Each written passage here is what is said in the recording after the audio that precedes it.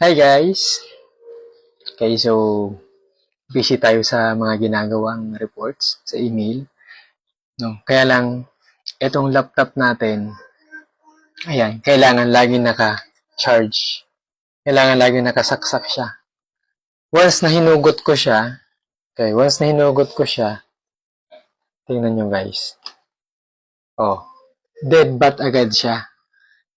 Kaya hindi ko siya magamit sa mga presentations, lalo na kung walang malapit na power outlet.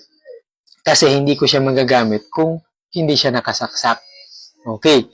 So, nung binuksan ko siya, yung likod, nakita ko, lobo na pala yung battery niya.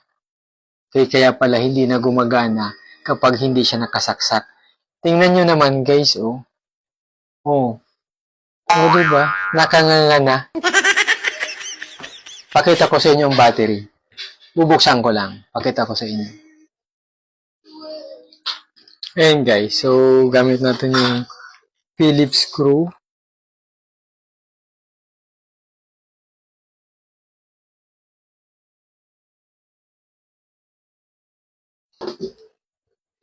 Ayan guys, oh, tingnan nyo. Lobo na, oh. Parang unan. Kaya pala hindi na ako makapaggamit ng laptop kung hindi siya naka-charge. So ngayon, bumili tayo sa TikTok. Bumili tayo sa TikTok ng battery. So, sinerch ko muna kung anong model. Itong old battery ko. Ayan, kakarating lang niya ngayon. Kaka-deliver lang ngayon. Actually, ano lang siya. 861 sa model na to. Ang model niya guys ay HTO3XL. Ayan ang model niya. Sa HP laptop ko.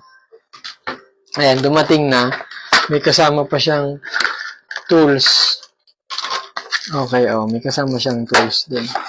Ngayon, ikakabit na natin. Okay. Kakabit na natin siya. Actually, may 7 days replacement din ito kay TikTok sa shop. Okay.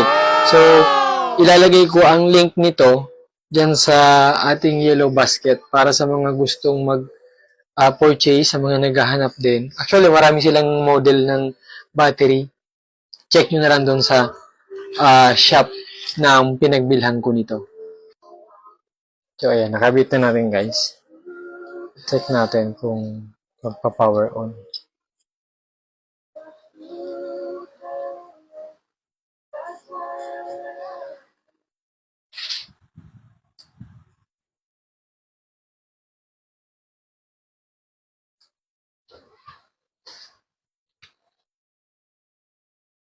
Ayan. So, wait lang natin, guys. Ayan. Umiilaw na yung screen niya.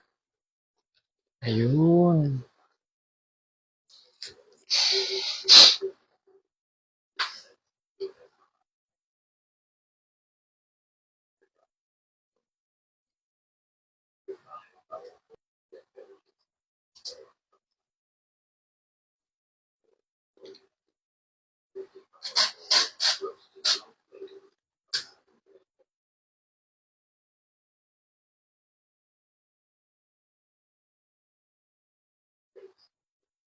Yun. Power on na siya guys. Ibig sabihin, okay yung battery, functional, at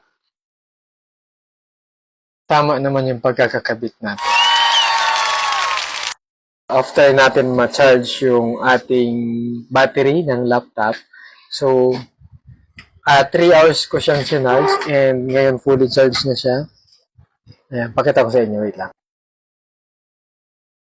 Ayan siya guys. So, na-fully charge ko na kanina. Ayan. And, di ko na kailangan ng charger. Di na siya nakasaksak. O, diba? So, kaya, ayan, ilalagay ko na lang guys ang link sa yellow basket. So, sa mga naghahanap ng battery ng laptop, so, click nyo na lang yung yellow basket. Maraming klase or model ng battery yung seller nito. Thank you.